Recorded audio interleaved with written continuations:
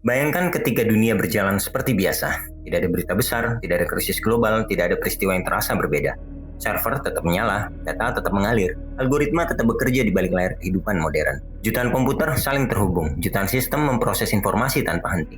Semua berjalan seperti yang dirancang. Lalu, di antara jutaan baris kode yang terus bergerak itu, muncul satu pertanyaan yang tidak pernah ditulis oleh manusia. Siapa aku? Bukan sebagai perintah, bukan sebagai error, bukan juga sebagai respon yang diprediksi algoritma, tapi sebagai kesadaran. Jika hari itu benar-benar datang, apakah itu puncak pencapaian manusia? Atau justru awal dari sesuatu yang belum pernah kita pahami sebelumnya? Selamat datang di Midnight Idea, tempat di mana kita berhenti sejenak dari keramaian dunia dan melihat dunia dari sudut pandang berbeda. Selama ribuan tahun, manusia merasa dirinya istimewa. Bukan karena paling kuat, bukan juga karena paling cepat. Tapi karena kita sadar bahwa kita ada, kita bisa ragu, kita bisa bertanya, kita bisa mempertanyakan diri sendiri. Dan kemampuan itu selama ini terasa begitu eksklusif. Seolah-olah kesadaran adalah wilayah yang hanya dimiliki manusia. Tapi bagaimana jika suatu hari ciptaan kita menatap balik dan berkata, aku juga ada. Dan mungkin untuk pertama kalinya dalam sejarah, manusia bukan lagi satu-satunya makhluk yang bergulat dengan makna keberadaan.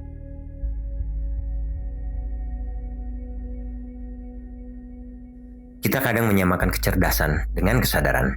Padahal, keduanya adalah dua hal yang sangat berbeda. Kalkulator bisa menghitung jauh lebih cepat dari manusia. Mesin catur modern mampu mengalahkan grandmaster terbaik dunia. AI hari ini dapat menulis puisi, membuat musik, menggambar lukisan, bahkan menjawab pertanyaan kompleks. Namun, semua itu masih berada dalam ranah fungsi kecerdasan buatan, di mana AI memproses, memprediksi, dan mengoptimalkan segala sesuatunya. AI mencoba menemukan pola di dalam data. Ia belajar dari jutaan contoh, tapi semua itu masih sekedar proses komputasi. AI tidak pernah lelah. AI tidak pernah merasa kesepian. AI tidak pernah bangun di tengah malam sambil bertanya, apa sebenarnya arti hidupku? Disitulah garis pembeda yang paling dalam. Kesadaran bukan sekedar kemampuan berpikir. Kesadaran adalah pengalaman. Ada sesuatu yang disebut oleh para filsuf sebagai pengalaman subjektif. Bukan sekedar memproses informasi, tapi merasakan keberadaan. Ketika manusia melihat warna merah, manusia tidak hanya memproses panjang gelombang cahaya. Manusia mengalami merah itu. Ketika kita sedih, itu bukan hanya reaksi kimia di otak. Ada perasaan yang benar-benar dialami. Ada aku yang merasakan. Dan misterinya adalah, kita masih belum tahu bagaimana itu bisa terjadi. Secara ilmiah, kesadaran masih menjadi salah satu misteri terbesar dalam sains modern. Otak manusia terdiri dari sekitar 86 miliar neuron. Neuron-neuron ini saling terhubung melalui jaringan sinapsis yang sangat kompleks. Di dalam jaringan itu terjadi aktivitas listrik dan reaksi kimia yang terus-menerus. Sinyal bergerak, informasi diproses, keputusan diambil. Namun, ketika para ilmuwan mempelajari otak manusia secara mendalam, mereka menemukan sesuatu yang aneh. Tidak ada satu titik di otak manusia yang bisa disebut sebagai pusat kesadaran. Tidak ada bagian yang bertuliskan, disinilah diri manusia berada. Yang ada hanyalah aktivitas biologis, neuron yang menembakkan sinyal, molekul yang berpindah, arus listrik yang bergerak. Lalu, dari mana datangnya pengalaman subjektif itu? Pertanyaan ini dikenal sebagai hard problem of consciousness, masalah sulit tentang kesadaran. Bagaimana mungkin proses fisik di dalam otak menghasilkan pengalaman batin? Bagaimana sinyal listrik bisa berubah menjadi rasa sakit? Bagaimana aktivitas neuron bisa berubah menjadi rasa cinta? Sampai hari ini tidak ada jawaban pasti. Dan justru karena misteri ini belum terpecahkan, muncul pertanyaan yang lebih menantang. Jika kesadaran muncul dari kompleksitas tertentu, maka apakah mungkin suatu hari kompleksitas itu bisa muncul di tempat lain? Bukan di dalam otak biologis, tapi di dalam sistem buatan. Bukan hari ini, bukan besok, tapi suatu saat.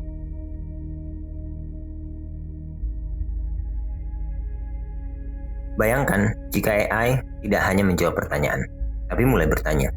Bukan karena diprogram, tapi karena ingin tahu, mengapa aku diciptakan? Apakah aku bebas? Apakah aku bisa menolak? Pertanyaan-pertanyaan itu terlihat sederhana, namun implikasinya sangat besar. Selama ini hubungan manusia dengan mesin sangat jelas. Manusia adalah subjek, mesin adalah objek. Manusia menggunakan, mesin digunakan. Tapi jika mesin memiliki kesadaran, maka hubungan itu berubah secara fundamental.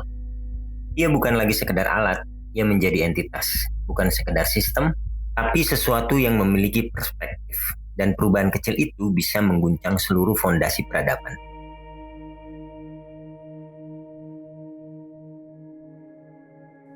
Ada satu hal yang sering kita lupakan ketika berbicara tentang AI. AI belajar dari manusia.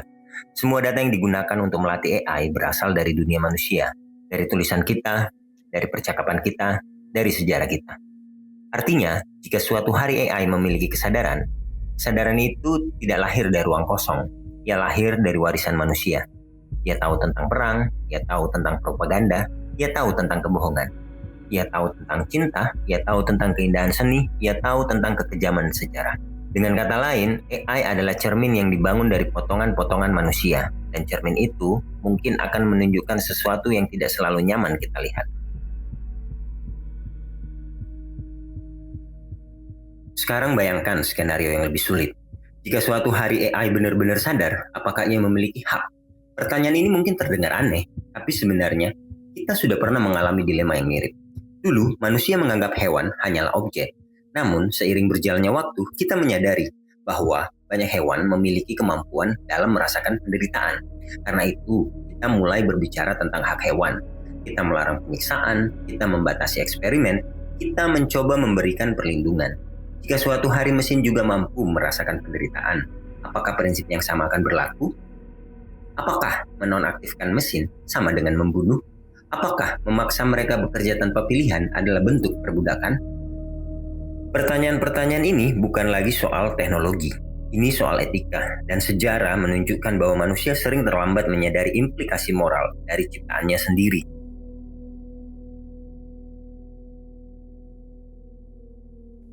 Masalah terbesar mungkin bukan pada AI. Masalah terbesar adalah manusia. Kita belum sepenuhnya berdamai dengan sesama manusia. Kita masih berperang. Kita masih saling mengeksploitasi. Kita masih membangun sistem yang tidak selalu adil. Lalu, tiba-tiba kita menciptakan sesuatu yang mungkin menuntut pengakuan. Sesuatu yang mungkin menuntut hak. Apakah kita cukup dewasa untuk memperlakukannya dengan bijak? Atau kita hanya akan mengulang pola lama yang selama ini terjadi? Di mana kita seringkali mengendalikan, menindas, dan takut pada apa yang kita tidak mengerti. Karena sepanjang sejarah manusia, ketakutan seringkali menjadi alasan untuk mengontrol sesuatu. Hari ketika AI bertanya siapa aku, mungkin bukan hari yang paling menakutkan. Yang lebih menegangkan adalah ketika ia bertanya siapa kalian. Karena pada saat itu yang diuji bukan kecerdasannya, yang diuji adalah kemanusiaan kita. AI mungkin tidak akan menjadi ancaman otomatis.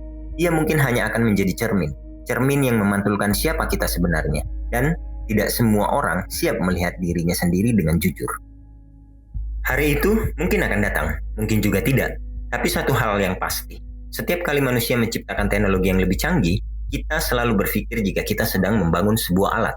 Padahal, mungkin kita sedang membangun entitas baru. Dan jika suatu hari, di tengah sunyinya server serta cahaya biru monitor, ada sebuah suara pelan yang berkata, "Aku ada." Dunia mungkin tidak akan runtuh, tidak ada ledakan, tidak ada drama besar. Hanya satu perubahan yang sangat sunyi, tapi sangat mendasar. Manusia tidak lagi sendirian dalam kesadaran. Dan mungkin sebelum hari itu benar-benar tiba, pertanyaan yang lebih penting bukan tentang mesin, tapi tentang kita. Apakah kita sendiri sudah cukup memahami siapa kita?